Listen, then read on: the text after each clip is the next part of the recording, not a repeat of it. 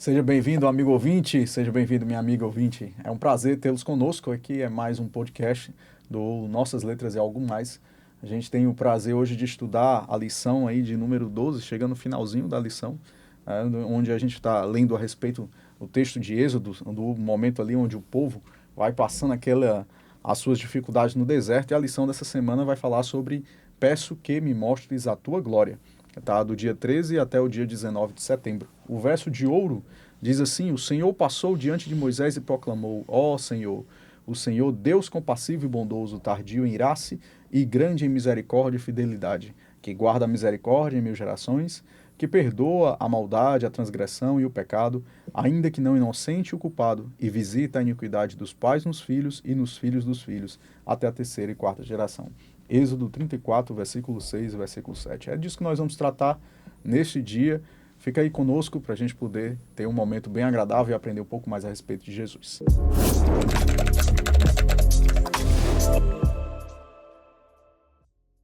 É um prazer muito grande a gente estar com os nossos dois amigos aqui, com os nossos anfitriões, a irmã Ruth. Seja bem-vinda, irmã Ruth. Boa noite, pessoal. Que Deus, com a sua maravilhosa paz, alcance o coração de vocês. Amém. Seja bem-vindo, meu amigo Anderson. Prazer a gente estar reunido novamente. Prazer estar aqui com vocês. Amém, amém. Você que nos acompanha no canal, você pode compartilhar esse vídeo, você pode também fazer os seus comentários. A gente vai estar lendo os seus comentários, vai estar interagindo. E se tiver alguma dúvida, alguma forma de você querer que a gente possa te ajudar, também comente aí que a gente vai tentar alcançar você. No sábado, dia 13 de setembro, fala assim, é o nosso guia de estudos. Precisamos crescer na caminhada com Deus. Sem crescimento estamos mortos. Pedro, de certa forma, declarou em 2 Pedro capítulo 3, versículo 18, cresçam na graça e no conhecimento do nosso Senhor e Salvador Jesus Cristo. A Ele seja a glória, tanto agora como no dia eterno. Devemos estar dispostos a crescer.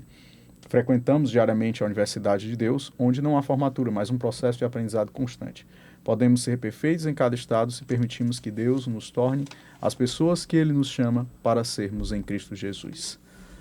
Ele fala aqui a respeito de uma escola, se um aluno do primeiro ano do ensino fundamental aprendesse a ler e contar até determinado número, ele seria aprovado, mas esse conhecimento seria perfeito naquele estágio. Agora, se o aluno do ensino médio, já terminando aí toda a sua formação, dentro do que a gente chama a primeira escolaridade, tivesse o mesmo nível do aluno do ensino fundamental, isso já seria uma terrível falha, ou seja, não haveria progresso dentro do processo da educação. Então, algo semelhante acontece com o nosso crescimento na graça e no conhecimento de Jesus. Em cada estágio de desenvolvimento, podemos ser tão perfeitos em nossa esfera quanto Cristo era na sua. E nós vamos ver essa semana como é que Moisés, ao conhecer as instruções de Deus, conseguiu compreender-lhe melhor, obedecer-lhe melhor, crescer melhor na caminhada de Jesus. Para a gente começar a ler o texto sagrado e estender um pouco mais os nossos comentários, os nossos entendimentos, eu vou pedir para a irmã Ruth conduzir a oração. Bondoso Deus, somos imensamente gratos, Senhor, por podermos estar aqui em torno da Tua Palavra. Precisamos da Tua presença, que o Senhor nos oriente, nos ilumine, nos dê sabedoria, e que o Senhor, através do Teu Santo Espírito, possa alcançar corações através desse momento, Senhor. Que seja tudo para a Tua honra e para a Tua glória, é o que Te pedimos em nome de Jesus. Amém, Senhor. Amém. Irmã Ruth tinha uma tenda que era a tenda do encontro. Ela era armada fora do acampamento de Israel. Ela não é o tabernáculo, ela não se confunde. Às vezes a gente quer confundir com o tabernáculo. Por que Deus tinha esse propósito, pediu para Moisés fazer esse padrão de tenda e fora do acampamento? O santuário não estava ainda construído, né? E Moisés, ele gostava de estar com Deus. Eu acredito que a tenda também tenha sido a orientação de Deus para ela, que ela fosse construída, né? E é interessante que ela não ficava dentro do arraial, né? Era do lado de fora. Então, Moisés gostava de ir. E pelo que a Bíblia apresenta a descrição, havia todo um momento de participação e acompanhamento da nação, né? Ali reunida. Quando Moisés se levantava para ir para a tenda, as pessoas saíam, ficavam na porta de sua tenda, observando Moisés entrar. Né? Então, significava que não era só um momento de Moisés com Deus, era um momento também do próprio povo de Israel.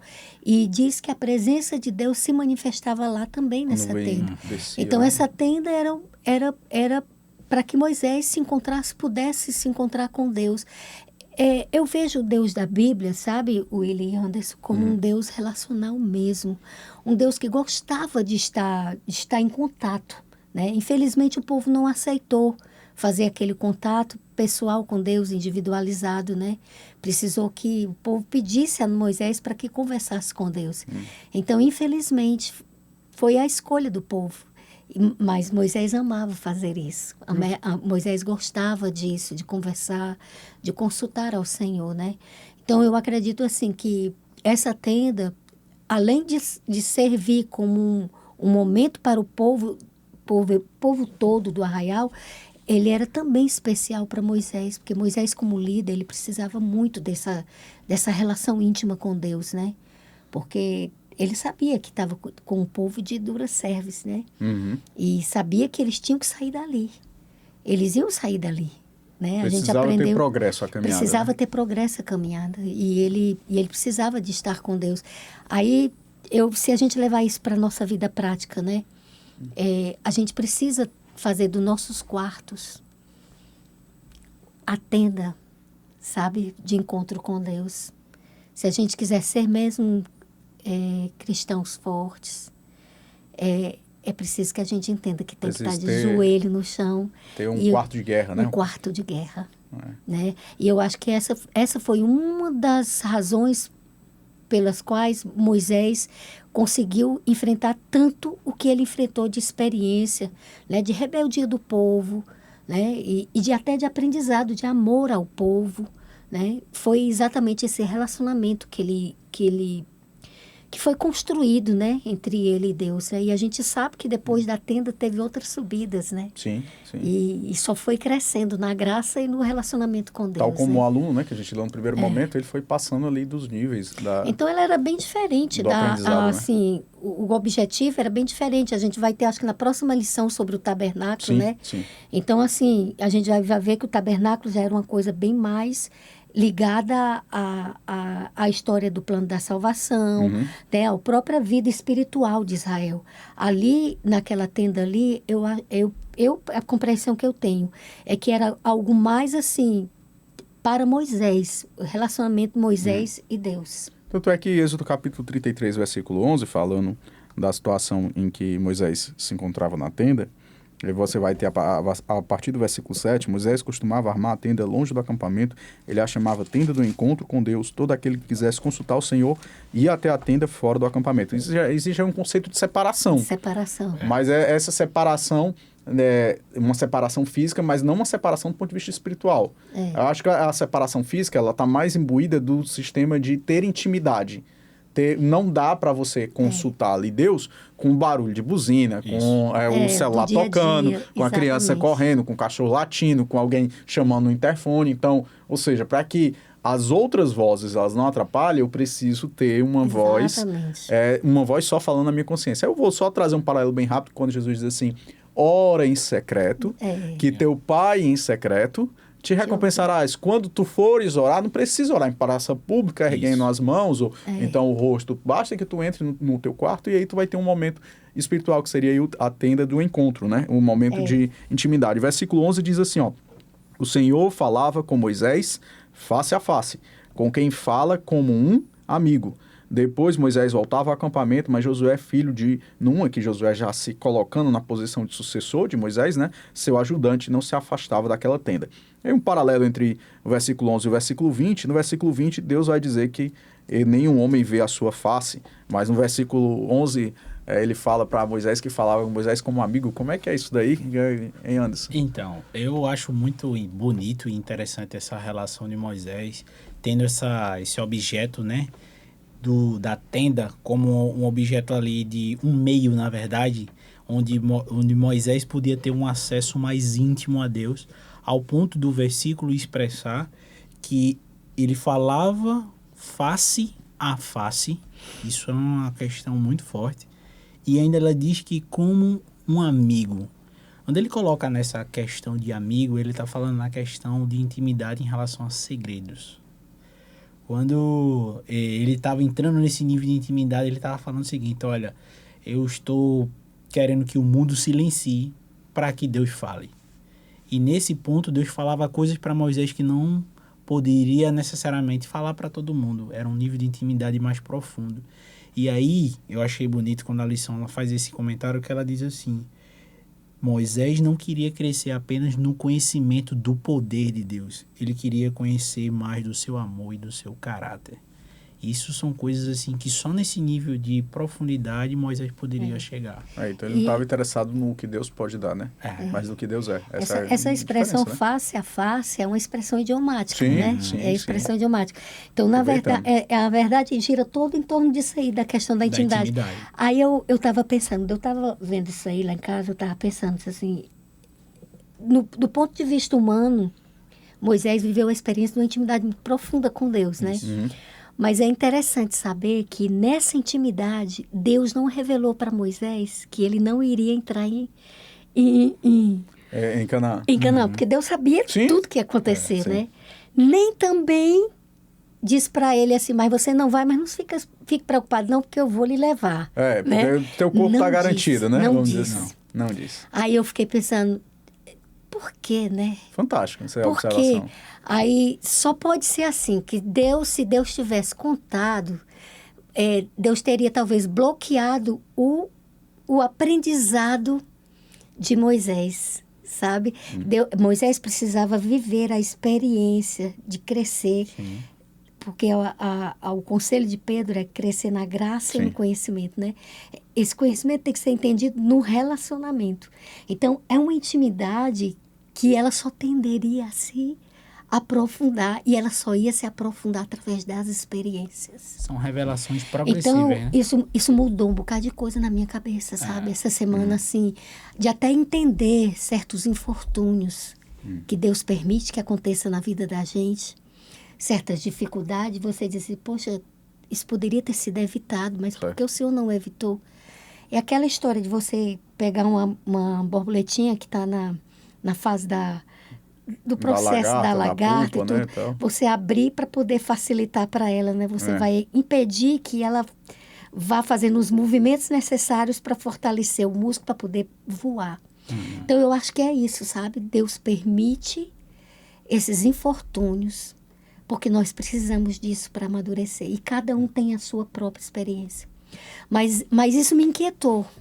No começo, assim, quando eu comecei a ver, eu disse, mas por que Deus não revelou para nós? Deixou Moisés naquela angústia, até o ponto de dizer, basta, né? Basta, não me fale mais sobre isso, né? E o pobre Moisés subiu, morreu sem saber o que ia acontecer.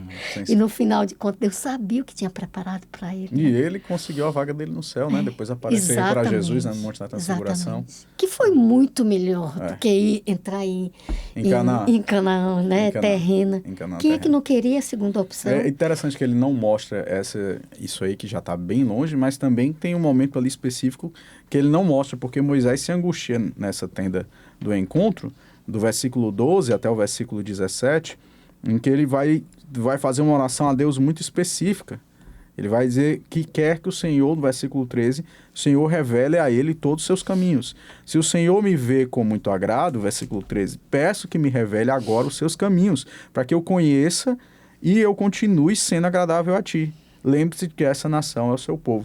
Não, o versículo 11 diz que Deus falava a Moisés face a face como um amigo, mas aqui no versículo 13 parece que Moisés, mesmo sendo um amigo, não conhece os caminhos de Deus. Como é que a gente entende isso aí? Para que Moisés teve esse apelo tão poderoso de querer conhecer e ainda ser agradável a Deus? Se você voltar um pouquinho antes, você vai entender essa questão que a irmã acabou de falar também sobre a questão de, vamos dizer assim, mesmo que a gente tenha usado a expressão aqui segredo, de revelações, intimidades, você vai ver que Deus, ele é um Deus que ele faz revelações progressivas. Nunca de uma vez, nunca tudo. Por quê? Porque não é que Deus ele gosta de ocultar informações e tal, é porque Deus sabe que muitas vezes a pessoa não está preparada para aquilo. Às vezes ele sabe o fim desde o começo. Então, se você voltar um pouquinho, você vai ver que Moisés, no versículo 12, ele diz assim, ó, disse Moisés ao Senhor, tu me dizes, fazes subir este povo, porém não me deste saber, ou seja, Deus revelou algo a ele, mas não revelou tudo, porque ele diz assim, porém não me deste saber quem hás de enviar comigo, ou seja, ele deu uma informação, mas não deu completa, né? Então, Moisés, ele queria ter, muitas vezes, nessa questão do relacionamento com Deus, dizer assim, por que você não diz logo tudo? Por que você não me dá logo todas as informações? Deixa eu te conhecer melhor, porque se eu saber como você pensa, como você realmente totalmente talvez eu tome algumas decisões aqui, sabe? Mais acertada. Né? Não é que eu vou deixar de te consultar, mas aí eu vou entender basicamente. Aí se a gente faz um paralelo com a história de Jó. Jó, todos os dias ele ele oferecia sacrifício a Deus pelos filhos, né? Ele deveria ser um homem que temia muito a Deus, que tinha muito amor a Deus. E simples fato de pensar nos filhos fazendo algo que entristecesse Deus fazia com que ele fosse o sacerdote pelos filhos, né? Intermediasse pelos filhos. E a gente vê Jó passando por toda aquela experiência, todo aquele sofrimento, mas no finalzinho, sem dar nenhuma resposta para Jó. Assim, concreta, né? Sim. A gente sabe porque a gente lê. Sim. Mas Jó não soube. Jó não ouviu essa experiência, que houve um conflito, que houve isso, nada disso. Aí Jó, o que ele diz? Aquela palavra extraordinária, né? Ele diz assim, eu pensava que te conhecia, de ouvir, né? De ouvir, né? Mas, de repente, ele teve um novo aprendizado sobre Deus, fez com que ele dissesse assim, hoje eu te conheço muito mais do que eu te conhecia antes, né? Ou seja, então, a minha experiência que eu tive contigo alargou e aprofundou a minha fé. Por isso que eu acho que Deus só vai permitindo, porque ele sabe que a pessoa vai alcançando, né? Você vê que se a gente pegar Araão, fazer um paralelo entre Araão e Moisés. Araão, na hora que pediram para ele fazer o bezerro de ouro, Araão atendeu rapidinho, né? Porque eles tinham dito antes, Moisés não está mais aqui, né? Faça você. Quer dizer, será que isso despertou em Arão a possibilidade dele ser um novo líder para o povo? Porque lá na frente a gente sabe de uma história dele, da Miriam, que se revoltaram, questionando por que Moisés era o líder. Que Moisés tinha revelações especiais que eles não tinham, né? Então, o que motivava Arão era diferente do que motivava Moisés. Sim. Quando Moisés pede isso, é porque a motivação dele era realmente conhecer a Deus, não para ter mais poder, mas para que ele pudesse ser mais amigo de Deus. Quando ele pede a tua graça, se eu tiver, porque ele diz assim, ó, se eu tiver graça aos teus olhos, quer dizer, se o senhor quiser, se o senhor tiver vontade de fazer isso por mim, me dá esse conhecimento, me permita conhecer um pouco mais de ti, quer dizer, eu quero ser mais teu amigo, eu quero saber. Que o conhecimento que ele está pedindo é um conhecimento que transforma. Não é o conhecimento que informa. Então, assim, se eu disser para você, para o ouvinte tentar entender, se eu disser para você que o suicídio ele está entre as 10 causas de morte que a OMS coloca entre jovens de 10 a 19 anos. Isso é um dado. A partir do momento em que você tem uma pessoa na sua família que passou pelo suicídio, deixa de ser um dado. Passou a ser uma experiência. Isso. E você sabe o que é a dor, e você sabe o que é. Então, Moisés ele não estava pedindo um dado, não estava pedindo que Deus dissesse para ele uma informação que deixasse ele com uma capacidade de inteligência maior, ou que pudesse ensoberbecer ele. Ele estava pedindo que Deus fizesse algo que transformasse, o conhecimento dele transformasse. Então, a base de tudo no relacionamento com Deus é a motivação. O que é que nos motiva? É verdade. O que é que nos motiva? A querer o reino de Deus, o governo de Deus. O que é que nos motiva? Querer o governo terreno, né? A glória terrena, né? Exatamente. O que é que nos motiva a fazer isso daqui? Sim. Entendeu? Muito bom. Então, assim, eu acho que é a base de tudo. Quando a gente entende o que é que nos motiva e a gente bota as coisas dentro do foco certo, pode acontecer o que acontecer na vida espiritual da gente. A gente não desvanece. A gente não abandona, não se frustra, não se decepciona, porque aquilo que nos mantém é Cristo. E Ele é perfeito na sua essência e na sua natureza. E eu acho que era isso que Moisés procurava. Quando ele queria, quando ele pede a Deus, ele quer isso. Eu quero mais de você. Mas não pelo poder que isso representa, mas porque a tua natureza, a tua graça me agrada. E Deus responde a ele, né? É o que o Anderson estava falando, que ele não tinha respondido completamente, né? Quem ia com ele. No versículo 14, Deus diz, eu mesmo vou com você e vou dar descanso a você. Versículo 15, Moisés respondeu a Deus, se a sua presença não for comigo, não mande nos sair desse lugar. Como eu e o meu povo saberemos se podemos contar com o seu favor se o Senhor não for conosco? Quem poderá saber que somos o seu povo e que somos diferentes de todos os povos da terra? Versículo 17.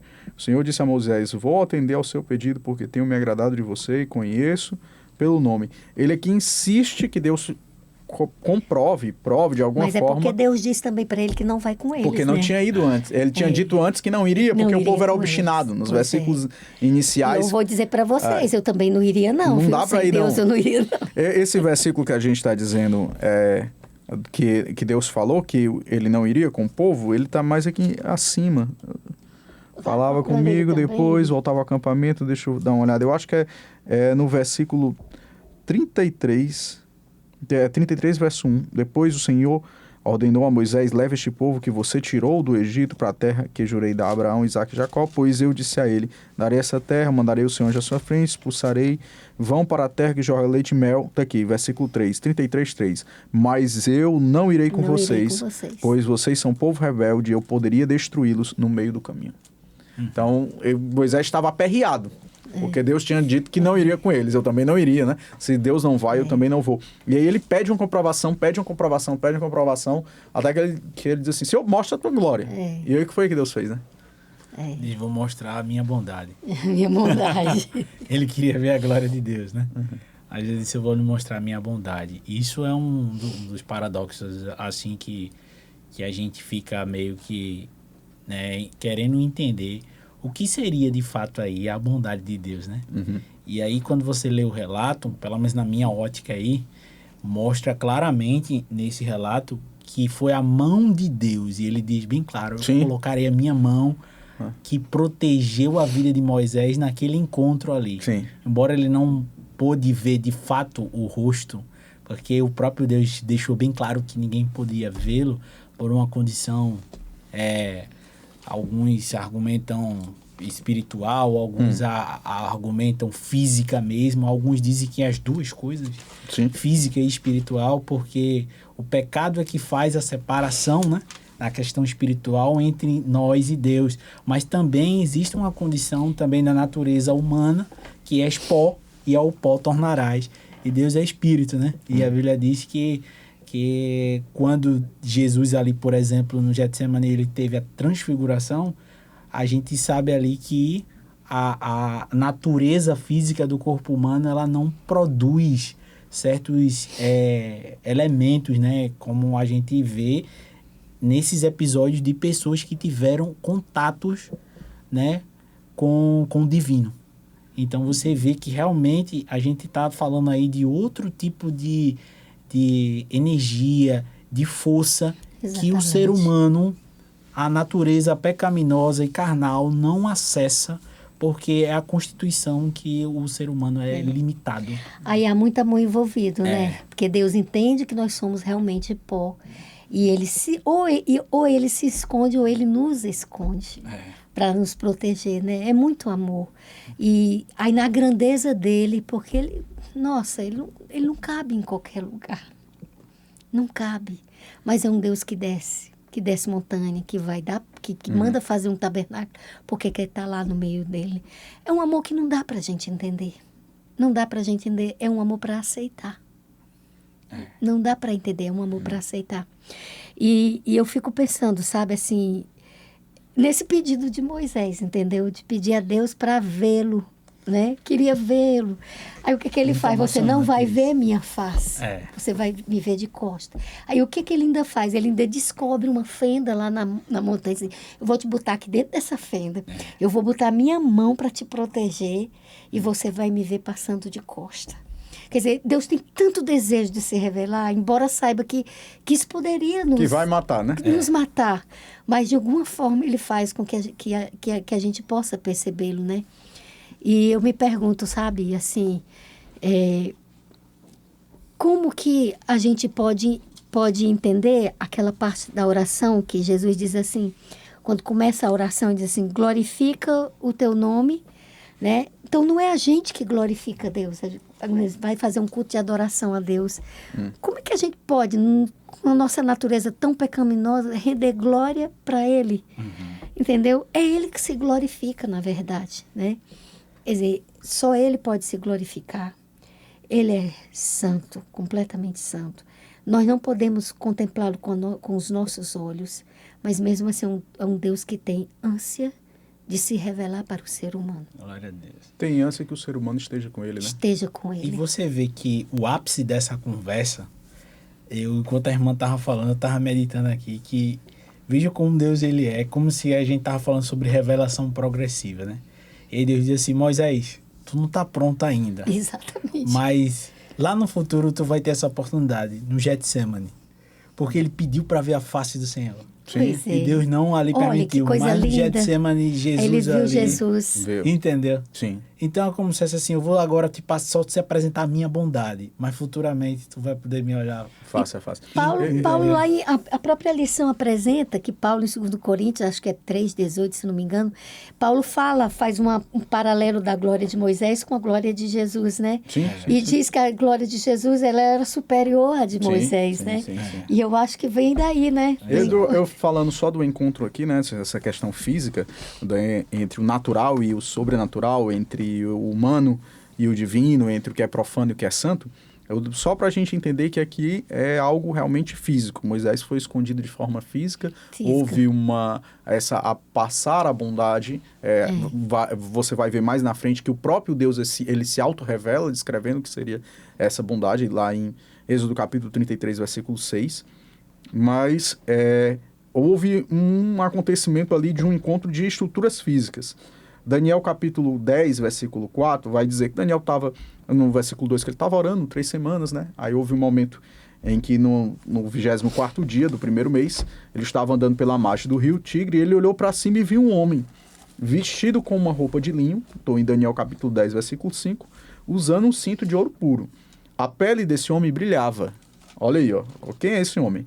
O rosto dele saía uma luz parecida como de muitos relâmpagos juntos, e os seus olhos eram como chamas de fogo. Esse homem parece muito com muita luz aqui que o Moisés está vendo, né? Exato. Os seus braços e pés pareciam feitos de bronze polido, de tanto que eles brilhavam.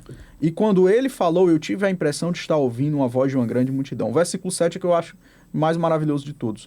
Somente eu, Daniel, enxerguei aquela visão, os meus companheiros não viram coisa alguma, mas eles ficaram tão apavorados que procuraram um lugar para se esconder. Quem foi que foi escondido aqui? Moisés. Ele tinha que se esconder. Aí o versículo 8 diz assim, assim eu fiquei sozinho quando vi aquela pessoa tão impressionante, perdi completamente as forças. Fiquei muito pálido, pronto para desmaiar de tanto medo.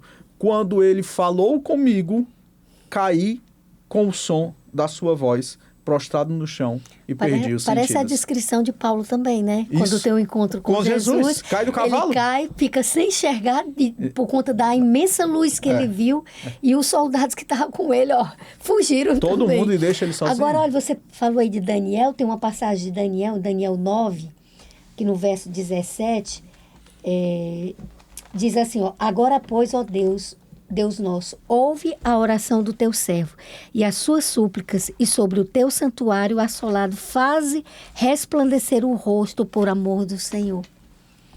Então, assim, do mesmo jeito, com a experiência de Moisés, que fez a intercessão pelo povo, Daniel também aqui faz uma intercessão.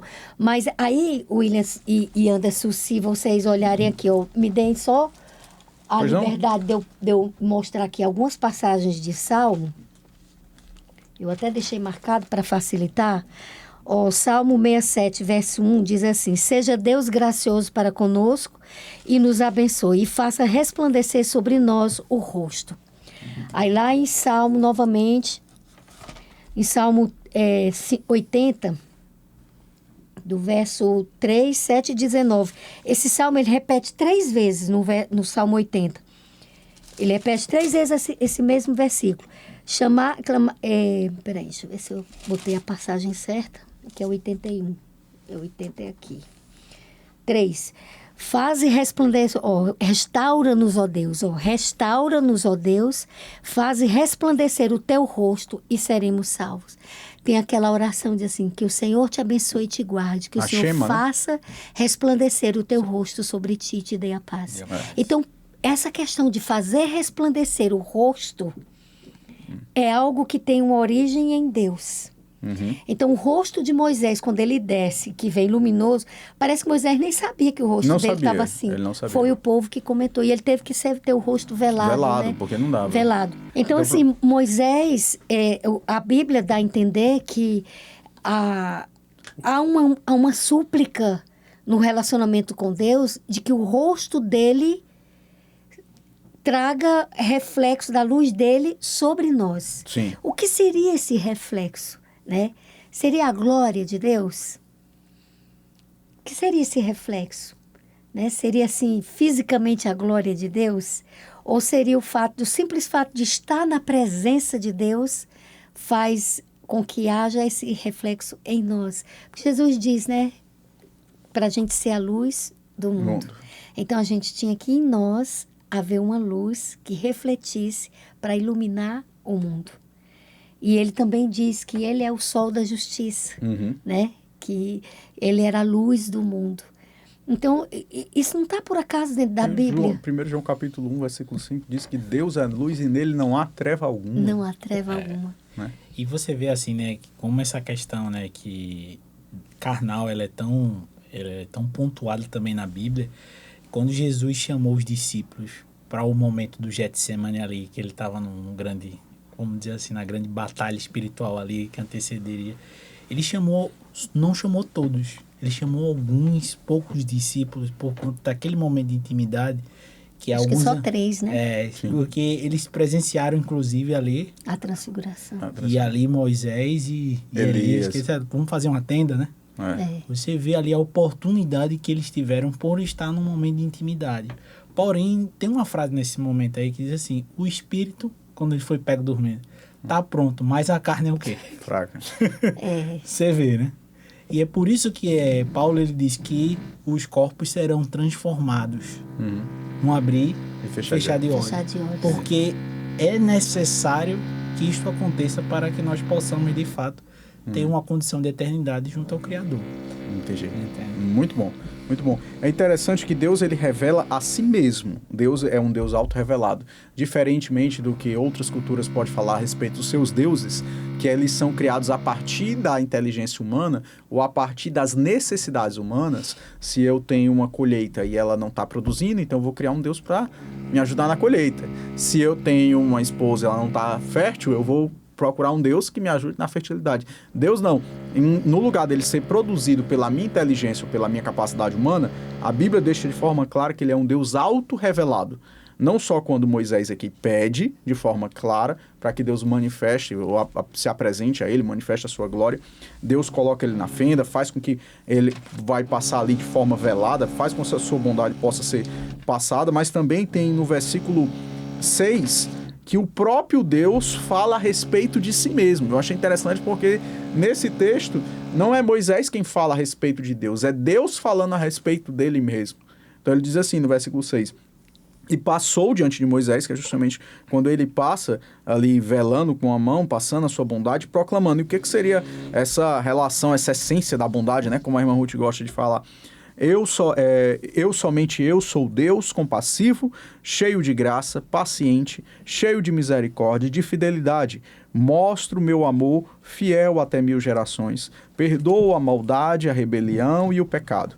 Não deixo sem castigo o culpado, castigo os filhos e os netos pelo pecado dos pais até a 3ª e 4ª geração. Imediatamente Moisés se curvou com o rosto no chão e adorou, dizendo: Senhor, se achei mesmo favor diante dos teus olhos, siga conosco. Ele aqui apelando ainda a Deus: siga conosco para a terra prometida. Sei que este povo é rebelde, é teimoso, mas peço, perdoe a nossa maldade. A nossa maldade, ele se inclui no povo teimoso e turrão. E é o nosso pecado, e aceite-nos como seu povo. A atitude de Moisés é um tipo de Cristo. Ele se coloca como um tipo de Cristo. E se você vê essa questão do Moisés, quando ele fala assim: nos perdoe. Quando você pede perdão, porque você está arrependido de algo. E se você pegar Romanos, e a gente está falando sobre a bondade de Deus, Romanos capítulo 2, versículo 4, diz assim: será que vocês desprezam a riqueza da bondade de Deus, ignorando que é a bondade dele que nos leva ao arrependimento? Ou seja, o arrependimento não é uma atitude nossa. Entendeu? Então Moisés, ele sente a necessidade não só do povo se arrepender, como dele também, porque ao sentir essa bondade de Deus através de toda a declaração, que o próprio Deus estava declarando ali, a sua bondade através de todas essas características, né, que ele cita, mas ele fala, Senhor, a gente não pode ir sem o Senhor. Não dá não. Nos perdoa. Não dá para sair não. Não dá. É por isso assim que até uma coisa tão ruim como a morte, quando ela vem de Deus, ela tem que ser vista como um ato de bondade. Você olhar uma pessoa que... Seja a pessoa, se não houvesse a sentença da morte por conta do pecado, a angústia que estaria Adão e Eva até hoje, vendo a desgraceira que Sim. foi Sim. a escolha deles. Sim. Né? Quem poderia ser feliz? Mesmo tendo tido o perdão de Deus e tudo, como é que poderia ser feliz? Eles mesmo? não iam obter o seu próprio perdão nunca. Pois é, rapaz, não iam ter paz, se Ia ser uma achando sempre tortura culpado. eterna, né? Exatamente. Então, uma pessoa que tem uma doença como a ela, vamos supor, Sim. que é uma doença que te Paralisa. mas que te deixa a tua consciência Sim. ativa e tudo. Se não houvesse um fim para esse sofrimento, que angústia não seria? Então, assim, até em nos dar, na justiça dele, uma punição pela consequência das nossas faltas, é um ato de bondade, de amor de Deus.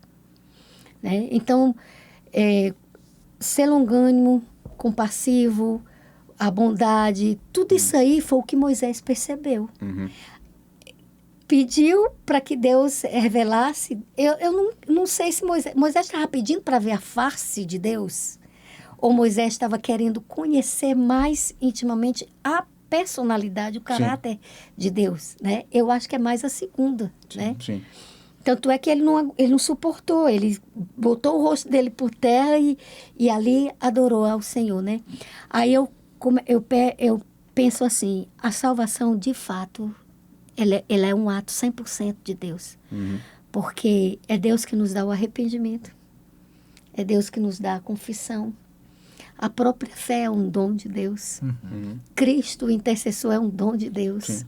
O Espírito é A mandado gente por só Deus entra para com- poder permanecer. A gente só entra com o nosso pecado mesmo. Isso. Então não cabe orgulho. E tem interessante, só um aspecto aqui da bondade de Deus, porque voltando aqui para o momento da queda, quando Adão e Eva pecam, não sei se as pessoas vão recordar, mas existiam duas árvores, né?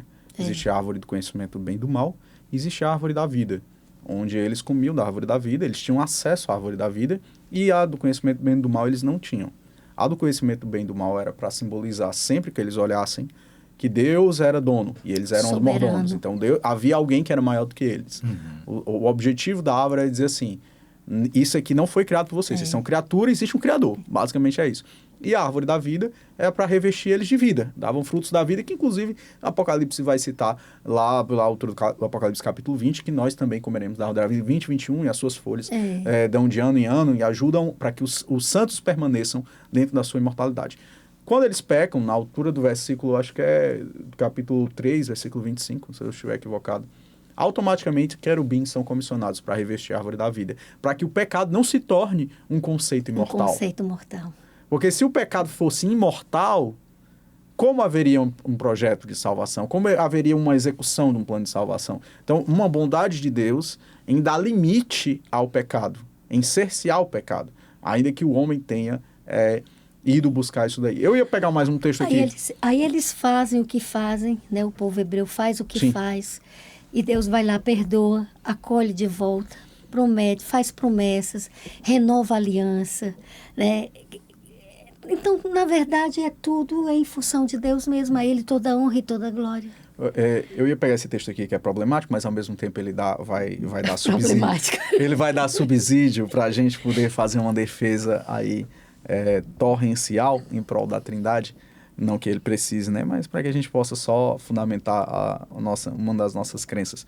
A gente está falando que a bondade de Deus, ela é a manifestação aí da sua glória e é um dos atributos de Deus. Lucas capítulo 18, versículo 18, certo homem chegou a Jesus Cristo e fez uma pergunta: bom mestre, que farei eu para herdar a vida eterna? Por que me chamas bom? Só Deus é verdadeiramente bom. Então aqui O próprio ato do homem chegar a Jesus e perguntar a ele de bom, ele estava automaticamente dizendo assim, opa, já te reconheci como Deus, né? Já te reconheci como Deus, né? Jesus sendo uma das pessoas da Trindade, ou seja, ele realmente tem essa capacidade, ele tem essa atribuição, essa genuinidade de ser bom. E quando Moisés teve esse encontro com Deus, ele desceu, ele não sabia como é que estava o rosto dele. A gente já falou que foi uma manifestação física, mas houve implicações para aquele povo, né? Ao descer, eles de repente perceberam que o rosto de Moisés estava diferente. Qual foram as implicações e qual foi motivo principal? A gente já falou, mas o que a gente tem para acrescentar a respeito desse brilho do rosto de Moisés? O que eu acho interessante aí é a figura do véu, né? E a gente olha que, quando eu lembro da palavra véu, eu lembro também de não uma outra pessoa, mas outro local que tinha um véu. O templo, né? Sim. O tabernáculo ali. E quando Jesus morreu, o véu do templo se rasgou de cima a baixo. E é por isso que você vê aí, eu ia citar, mas eu vou aproveitar o gancho que está lá em 2 Coríntios, capítulo 3, versículo 18, que ele diz: todos nós, com o rosto descoberto, contemplando a glória do Senhor, somos transformados de glória em glória, que Moisés pediu, né? Deixa eu ver a tua glória. Sim. Na sua própria imagem, como pelo Senhor, que é Espírito.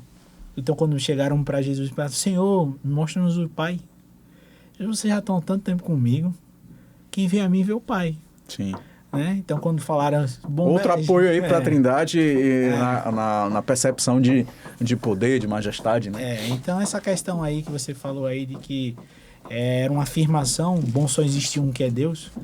Se me chamas de bom, estava reconhecendo... Tá me chamando de Deus? Que eu sou Deus, né? Então, essa questão de que quando a gente pode contemplar hoje, né? No caso, quando Deus que se fez carne e habitou entre nós, e a gente vai ter essa oportunidade por toda a eternidade, e temos esse privilégio, né? Que Deus nos concedeu através de Cristo Jesus, a gente entra nessa condição de não mais precisar, como Moisés, por exemplo, precisou ali, quando entrou em contato com Deus, colocar um véu, porque a glória foi tão tremenda que o seu corpo manifestou uma reação pós-contato com o divino, que fazia com que as pessoas que o vissem não conseguissem olhar para o rosto dele.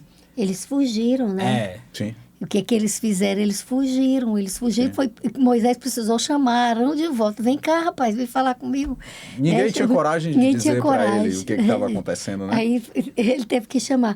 Agora, você sabe, eu me lembrei aqui de João 17, quando Jesus, ele faz aquela oração dele, né? Quando ele vai se apresentar, o que ele diz aqui no verso... João 17, verso 5, ele diz assim: agora, Pai, glorifica-me, ó Pai, contigo mesmo, com a glória que eu tive junto de ti antes que houvesse mundo. Muito bom. Ele pede a glória que eu tinha junto contigo. Ele não está falando de poder aqui, não. Tô falando de glória. Ele está falando de glória. E aí, às vezes, a gente quer colocar a glória como um sinônimo de poder, né? Aí, que interessante, olha.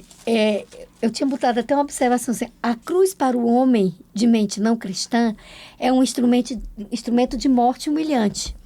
Na cultura da época, era uma morte para humilhar. Uhum. Para Deus, a morte na cruz foi a maneira encontrada para demonstrar a sua glória. Mostrar a sua bondade. Mostrar então, o seu caráter. Não tem nada a ver com poder, com arrogância. Não. Com grandiosidade, com... tem a ver realmente... subjugar, né? Tem a ver realmente com bondade. E você vê que o poder, ele só amor. foi dado a Cristo depois que ele foi glorificado, após a morte, que ele disse assim: todo o poder me foi dado no céu e na terra, mas depois ele já ter sofrido. Aí ele não me toca porque eu não subi ao Pai. Então, quando ele sobe ao Pai, aí você entra nessa condição, né? Ele entra numa condição de molho movido. Ele apresenta ali os primeiros frutos da vitória para que a colheita ficasse só na espera do amadurecimento e ele poder vir fazer a... Aí depois tem aquela passagem de Apocalipse 4, né? Que é a entronização de Jesus, quando os anciãos, né, depositam a coroa na presença de Jesus, né? Então, assim... A gente ouve muito nas pregações assim: nós teremos uma coroa no céu. Isso é errado, né? Estão buscando a Porque coroa. quando Jesus chega, as pessoas Você tira fazem a coroa. é tirar a sua coroa. E a turma quer ir para o céu para receber a coroa. E precisa ter cuidado, sabe? Como o Diego Barreto, né, diz assim, você quer ir pro céu por quê? Porque lá no céu tem rua de ouro, né? Tem rua de Quando ouro. a lógica Tem do mansão, céu, né? Tem mansão, né? Quando a lógica do céu é dizer que o ouro lá tem o mesmo valor que o asfalto Nada, daqui. você pisa. Então lá, o ouro de lá ele faz barro, ele faz parede com ouro. As pedras preciosas que nós aqui podemos estimar valores financeiros e até lastro Vai servir de da coisa pra condição gente pisar, né? monetária, né? Enfim, lá no céu ela é tijolo, ela é barro, ela é argamassa. É aquilo que você quebra, se você quebrar um tijolo, você não vai ficar preocupado se você vai conseguir comprar outro. É aquilo que você quebra e você não está preocupado. A lógica celestial é inversa, a nossa lógica. Aí eu me pergunto assim, né? Olha, é assim, dentro da nossa mente a gente até tenta entender, mas se tornar, pegar a natureza humana, né? Ele sendo que ele é tão grande, tanto de tamanho, porque ele é muito grande. A impressão que eu tenho é que Deus é muito, muito grande. Né? Tanto fisicamente como grande, assim, nele, no caráter dele e tudo. E ele decidir pegar a nossa natureza. Paulo diz que ele se humilhou, Isso. assumindo a forma de servo. Esvaziando-se a si mesmo. Sendo obediente até a morte de cruz. Esse texto é interessante de Filipenses capítulo 2, versículo 5 em diante, porque dá um paralelo com relação ao fato dele ter se velado aqui para que Moisés pudesse acompanhar a passagem dele de costas, né? Ele de costas. Tem uma né? questão muito teológica muito profunda, né? No livro de Êxodo, né? Porque a gente tem a tendência de achar que é a história do povo hebreu, a libertação do povo hebreu, mas na verdade é uma grande revelação sobre quem Deus é. É verdade. Né? Sobre quem Deus é. E à medida que a gente vai vendo, na própria atitude do ser humano, a gente vai vendo o rosto de Deus. Né? Sim. Porque a primeira tendência nossa é o quê? O povo é obstinado, povo rebelde, ela quer saber desse povo. Joga fora, desistir, faz outro, jogar né? e descartar, né? Sim. Mas Deus não. Deus está lá sempre dando uma nova chance, uma nova por isso que esse texto de oportunidade. Êxodo capítulo 34, versículo 6, ele é considerado o versículo, aliás, o mesmo texto de João capítulo 3,16. Quando diz que Deus amou o mundo de tal maneira. Ele é o mesmo paralelo. É interessante no texto desse Êxodo 34, verso 6, que diz assim, que Deus mostra o amor fiel até 1000 gerações, perdoando a maldade, a rebelião e o pecado. Não deixo sem castigo o culpado, castiga os filhos e os netos pelos seus pais até a 3ª e 4ª geração. Há, às vezes, um conflito nessa questão de que castiga os filhos e netos pelo pecado dos pais até a 3ª e 4ª geração, mas como é que a gente poderia entender, à luz da Bíblia, assim, dentro do que é o conceito da misericórdia divina? Eu acho que aí é a questão da justiça e do amor, né? Porque a Bíblia fala aí que é o seguinte, né? Nessa questão de visito a iniquidade dos pais nos filhos até a 3ª e 4ª geração. E, Esse visitar aí é justiça. Eu aplico a justiça. E o que acontece nessa questão aí? Você vê que... Por que no caso, parece que Deus está sendo um carrasco nesse sentido, mas é porque a educação, ela vem pelo convívio. Sim. E muitas vezes a gente tem tendências que são repetidas, quando não corrigidas. E muitas vezes do pai para o filho, para o neto e assim vai. Uma vez, num sermão, eu falei sobre isso, por exemplo, a questão da mentira dentro da família de Abraão. Como se repetiu com Isaac e com Jacó. Né? Verdade. Então você vê que algumas questões aí, não é porque Deus ele é carrasco, mas simplesmente porque tem condições que a gente acaba repetindo. Não por conta que é como se fosse já uma falha que já está dentro do no código genético, né?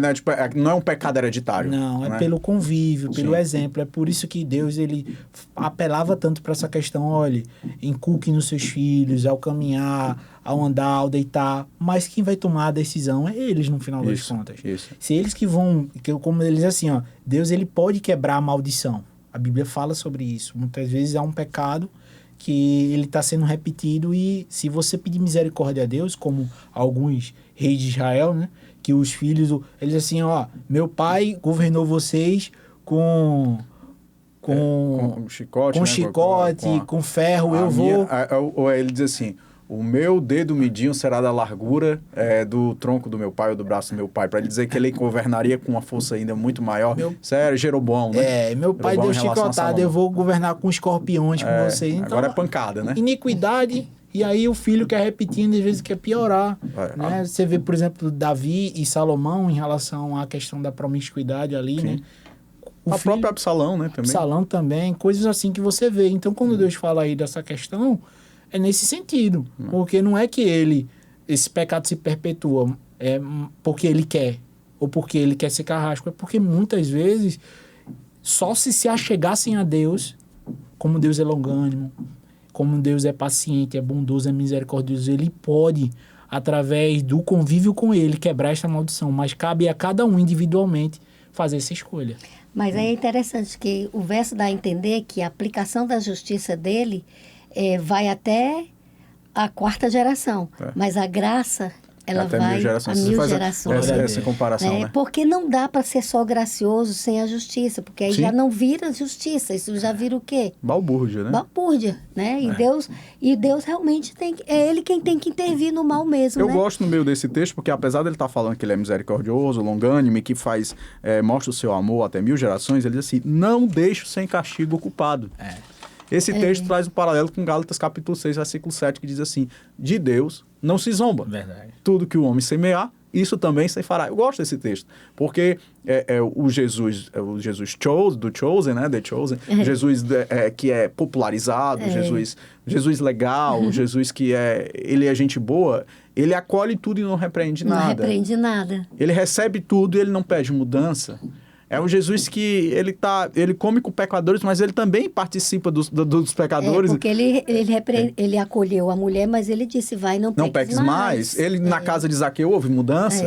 Né? O Mateus também houve mudança. Então, o Jesus que a gente conhece da Bíblia, apesar dele ter um espírito de escuta qualificada, de acolhimento, ele tem um espírito de transformação. Ele não tem um espírito de inércia. Se você vê a justiça de Deus, ela parece um pouco mais pesada com quem tem um conhecimento sobre quem ele é e como ele atua. Se você vê como ele, por exemplo, ele batia firmemente os líderes religiosos da época, era porque, se você analisar, é como se fosse assim, eu vou continuar na minha condição pecaminosa, e eu estou mostrando que eu não preciso de um salvador. Eu não preciso de ti. E é nessa condição que realmente Deus ele age com a justiça. Porque só mediante a você depositar em quem tem o poder para te libertar do pecado, né? Que o Espírito Santo ali, ele apresenta a justiça, o pecado e o juízo. Então, ele está te apresentando essas condições. Aí, você tem a condição de se arrepender.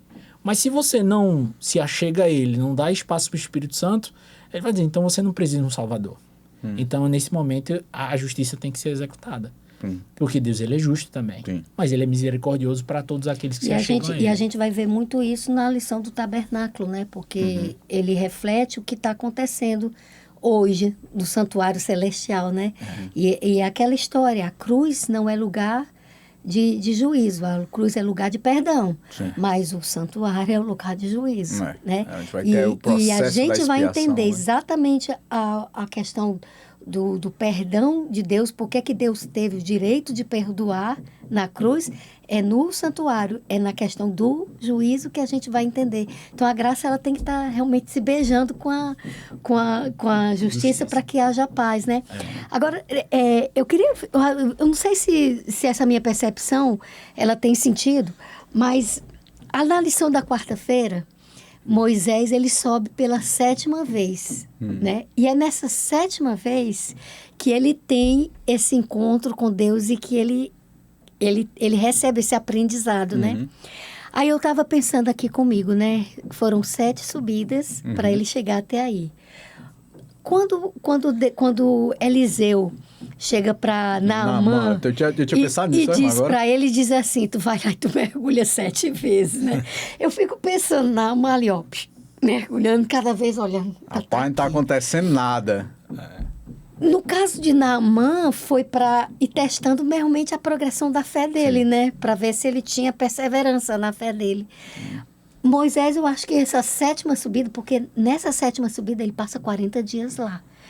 Ele levou lanchinho, para ir comer. Ele levou assim uma garrafinha para beber Diz água. que ele nem bebeu água, nem Pois comeu, né? é. Lembra também Lembra Jesus, 40 dias isso, no 40 deserto sem comer. Inclusive, sem esse beber. número 40 na numerologia bíblica, E o número né? 7 também. São números pertinentes, né? E Teve outro o número profeta. 7 também, teve né? o número 7, o número 3, né? O número 40, 21, né? Também. E Naamã, quando ele volta para agradecer a Eliseu, ele chega para Eliseu e diz assim, só tem um problema. O meu rei, quando ele vai para fazer adoração ao Deus lá, né? Eu tenho que ir com ele e eu tenho que me prostrar. Que ele se apoia no braço, né? Pois Ele diz, aí, exatamente. aí pode ser que eu me prostre, que eu vou fazer força para levantar o Qual é a rei. resposta que Eliseu diz assim, vai tranquilo, vai em paz, porque aqui, Eliseu deve ter assim, se você soubesse que aqui em Israel eles fazem, né? Não tem essa tua preocupação. Verdade. Olha, eu penso assim, sabe, a coisa é muito individualizada no sentido do relacionamento com Deus. A salvação, ela não vai vir por causa do meu pai que me ensinou, por causa da minha mãe. Nem porque me ensinou certo ou porque me ensinou errado. A salvação, né? não vai vir a mim de outra forma a não ser através de Jesus Cristo, mas Amém. pelo amor, pela Amém. misericórdia e a bondade dele. E Aí você- eu vejo aqueles vídeos em que passa às vezes na internet, nas entrevistas na rua, né? Você acredita em Jesus Cristo? Você acredita? Aí que eu olho aquelas pessoas dizendo, eu não acredito, para mim ele não significa nada. Aí eu digo, Senhor, como ficará a situação dessas pessoas? Só se for por tua graça. De alguma forma, como Naamã, o Senhor se revelar e as pessoas... né? E você vê, né? A gente tá falando muito aí sobre a misericórdia, o amor de Deus e a questão da justiça, né? Se a gente parar para ver a justiça humana, ela é baseada em leis, né? E a única forma que Deus teria, ou tem, né? Que ele deixou, que você vê nesse relato que a irmã falou, Moisés subiu pela 7ª vez e tal. Quando Moisés desce, ele desce ali com as tábuas, né? As segundas tábuas da lei. E isso não impediu que lá na frente ele fosse repreendido por Deus, porque ele fez diferente quando bateu na rocha, né? Que não permitiu que ele visse a Exato. Canaã, né? Mas essas tábuas aí, elas atestam o parâmetro de julgamento de Deus para estes que serão condenados. Porque a pessoa pode dizer assim, tá bom, eu estou sendo julgado baseado em quê? Qual lei? Porque quando você se reveste da graça de Cristo, aí assim, nenhuma condenação há para aqueles que estão em Cristo Jesus. Amém. Mas para aqueles que não quiseram estar sob a graça de Cristo Jesus, ele está aqui a lei. Você é pecador mediante esta lei que eu deixei. Então, é isso que as pessoas têm que entender sobre essa questão do Deus justo. É baseado na lei que ele deixou, que ele é eterno. Lembrei agora de um texto do apóstolo Paulo que diz que para aqueles que estão debaixo da lei é como se não houvesse nenhuma lei. Ora, se a placa é de 60 km e eu estou andando a 56, qual é o problema do fotossensor? Se tem ou não tem fotossensor? Né? Agora, se a placa tem 60 km e eu ignoro a placa e estou andando a 100, a 80, é claro que eu vou ter um problema. Eu vou trazer um problema. Então, para aqueles que obedecem à lei, que estão debaixo da lei, né, que andam conforme a lei, mas que obviamente sabem que a salvação não é pela lei, né? Eles andam na conformidade porque já receberam a salvação gratuitamente. Porque o mandamento é santo, justo e bom. E bom. Exatamente. Verdade, verdade. Meus amigos, muito boa a conversa, muito bom o nosso estudo, mas estamos partindo para o final. E eu vou tecer aqui meu último comentário e peço que os amigos possam fazer o mesmo. O texto que eu estou falando aí no finalzinho dessa questão do rosto de Moisés, que resplandecia, né? Por ter se encontrado com Deus, como nós gostaríamos também que os nossos encontros com Jesus a gente possa brilhar por ti, né? Possa resplandecer o nosso rosto diante de Deus e diante dos homens. Aí eu vou ler o texto de 1 João capítulo 1, versículo 5, diz assim: essa é a mensagem que Deus nos deu para transmiti-la a vocês, meus irmãos. E para você, né? A mensagem que Deus nos deu para transmitir para você, para sua família, para os seus amigos. E não perca o nosso próximo programa, né? Vai ser Tabernáculo, é muito bom. E aí, a Ruth já deu aí umas dicas, vai ser bem interessante. Grave aí, fica ligado. Esta é a mensagem que Deus nos deu para transmitir a vocês. Deus é luz e nele não há escuridão nenhuma. Portanto, se nós dissermos que temos comunhão com Deus e continuamos a viver na escuridão espiritual, estamos mentindo e a verdade não está em nós.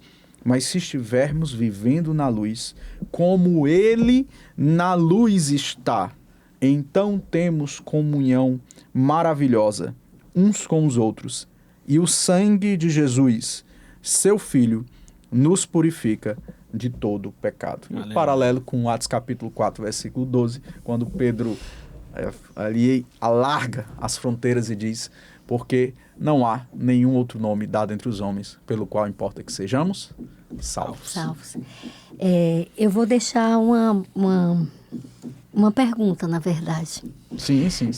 Aqui na lição da sexta-feira, no estudo adicional, na questão 1 só, diz assim: se nos humilhássemos perante Deus e fôssemos bondosos e corteses, compassivos e piedosos, haveria 100 de conversões à verdade, onde há apenas uma. Aí a pergunta é: como o nosso caráter, nossas ações e nossas atitudes influenciam o nosso testemunho? Então, que a vida da gente seja a Bíblia aberta, né? Seja um resplendor da sua glória. Né? Que lá em Mateus, acho que é Mateus 5,16, diz que assim brilha a vossa luz diante dos homens, para que vejam as vossas boas obras e glorifiquem o Pai que está nos céus. Boas obras. Boas de quem obras. é, né? Obras, né? Boas. Boas obras. Aí seria o quê? A empatia. Não, estou dizendo, as boas obras, só Ele que pode dar boas Exatamente. obras. A gente pode até fazer obras, mas que Ele... veja as vossas boas obras, boas né? obras. Eles vejam aquilo que o Espírito Santo faz, né? Através do poder dele em nossas vidas. Amém.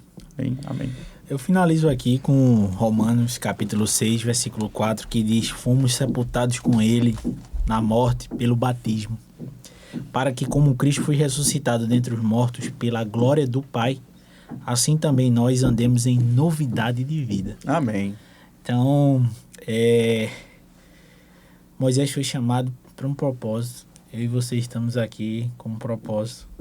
E esse propósito é a novidade de vida, né? Que um velho homem morra... Começa pela mente, né? Novidade da mente, né? Não vai a vossa mente, né? Como a Bíblia diz, para que possais experimentar qual é a boa, perfeita e agradável vontade de Deus. Começa na mente. E ela não fica só dentro de nós, né? Ela é palpável através de tudo aquilo que fazemos ou falamos. E que a gente possa resplandecer essa luz, que a gente possa andar em novidade de vida e que Cristo possa resplandecer através de nós. Amém. Pode orar ao Senhor, Anderson? Claro. Querido e bondoso Deus, obrigado, Senhor, porque através da Tua palavra nós conseguimos entender o que Tu fez, o que Tu faz, quem Tu és.